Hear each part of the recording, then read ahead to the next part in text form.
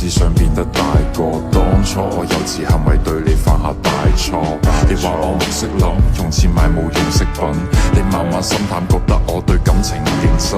要知道男人係天生要小朋友，小朋友弱點會忽略另一半感受。要改正好簡單，我只係欠條膠，經歷得多反而可以令到愛意濃厚。致命嘅世界永遠好動帶着可愛，佢冇時間迷惘，愛情錯過卻唔可再從開始走到結尾，那個不會變大個，但終於想要那個理由，有誰可以勸阻？待要 F4 仲有變數，最普通嘅佢哋世上遍佈，愛埋春天散落每個季節嘅消耗，看着花瓣跌落過程差得過衰老，重新出發。